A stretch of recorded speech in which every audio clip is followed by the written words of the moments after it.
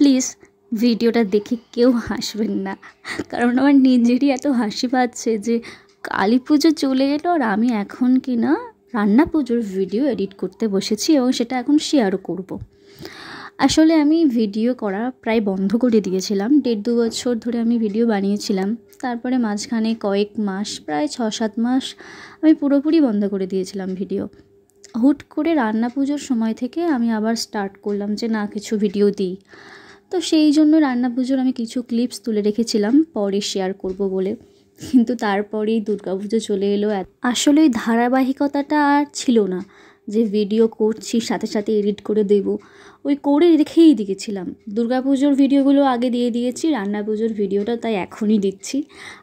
আমাদের তো বুড়ো রান্না, আর আমি ছোটোবেলায় বুঝতাম না যে রান্না পুজোর কনসেপ্টটা কেন, এটা কী কারণে হয়।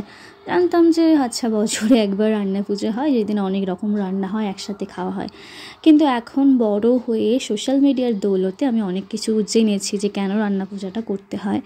ভাদ্র মাসের যে শেষ সংক্রান্তি ওই দিন মনসা পূজা হয় এবং ওই দিনকে অরন্ধন থাকে, রান্না করা হয় না। তাই আগের দিনকে রান্না করে পরের দিন মনসা পূজা হয় এবং পান্তা খেতে হয় আমাদের। এবং আমরা ভাদ্র মাসের শেষ দিন রান্না করি আর আশ্বিন মাসের প্রথম দিন আমরা খাই আর কি। আর রান্না পুজোর প্রায় 1 সপ্তাহ আগে থেকে পুরো ঘরবাড়ি ধোয়াধুয়ি, মোছামুছি, বাসন কোসন যা সব কিছু মাঝামাঝি করা হয় এবং সব কিছু রোদে দেওয়া হয়, জামা কাপড়। আর আমাদের বাড়িতে আমি বেশিরভাগটা করি ধোয়াধুয়ির কাজটা, কারণ আমার বাসন মাজতে খুব ভালো লাগে এবং ঘর সাজানো বা গোছানোর কাজটাও করি। আমার নিজের ঘর আমি নিজেই সব পরিষ্কার করে নিয়েছি এবছর। আর আমাদের রান্নাতে ছিল ভোগের ভাত, এমনি নর্মাল যে পান্তা হয় সেই ভাত ছিল, 5 রকম ভাজা, সবজি যে ভাজা থাকে, মাছ ভাজা, নারকেলের ছাই হয়, পায়েস হয়, চালতার চাটনি হয়, আর হচ্ছে কুমড়ো পুঁই শাক দিয়ে একটা মাখা মাখা তরকারি হয়। এবছরে তো আমাদের ইলিশ মাছ হয়েছে, আর ইলিশ মাছ এবং পোনা মাছ দুটোই ছিল। মা একদিকে উনুনে ভাত, ঠাকুরের ভাত, এমনি ভাত, আর যে ডাল চচ্চড়ি হয় ওই ডাল চচ্চড়ি এবং তরকারিটা করছিল, আর আমি আর বাবা বারান্দাতে গ্যাসেতে ভাজাভুজিগুলো করছিলাম। মানে আমরা প্রতি বছরই, আমি বিশেষ করে প্রতি বছরই ভাজাভুজিগুলো করি। আর দেখলেনই তো যে আমি বাটনা বাটছিলাম, এটা আমার দায়িত্বে থাকে। আর মা কিছুটা নারকেল কুড়ে রাখে আর আমি কিছুটা নারকেল করি। আমি অতটাও ভালো নারকেল কুড়তে পারি না, যতটা আর কি পারি শিখছি আর কি, মায়ের মতো হয় না, তো শিখতে শিখতে হয়ে যাবে।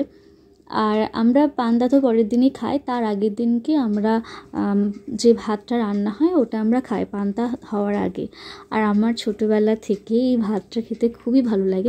এখন বড় হওয়ার পরে মানে বেশ কিছু বছর, মানে স্কুল লাইফ থেকেই মায়ের সাথে রান্না করি, জোগাড় করে দিই, সবজি কেটে দিই। কিন্তু একদম ছোটোবেলায় যখন ঘুমিয়ে পড়তাম, অত রাত জেগে থাকতে পারতাম না, তখন জানতাম যে মা ঠিক রাত 2-3টের সময় ডাকবে আর ওই ভাতটা খাবো আমি। এবং ইলিশ মাছ হলে তো খুব বেশি মজা হয় যে ইলিশ মাছের তেল দিয়ে ভাতটা খেতে হবে। তো খেয়ে দিয়ে আমরা শুয়ে পড়ি প্রায় 4:30টের দিকে। আর তারপরের দিন সকালে পূজা হয়, আর আমাদের পিঠে নেই, অনেকের পিঠে থাকে, ওই জন্যই আতপ চাল বেটে ছড়িয়ে দেওয়া হয় এবং মা মনসার পূজা হয় এবং চাঁদ সওদাগর এবং তার যে 7 সন্তান ছিল তাদের জন্য খেতে দেওয়া হয়। আর আমার 2 বন্ধু এসেছিল, শ্বেতা এবং সপ্তর্ষি, আমরা একসাথে অনেক মজা করেছি। এবং ভিডিওটা কেমন লাগলো অবশ্যই জানাবেন। ধন্যবাদ।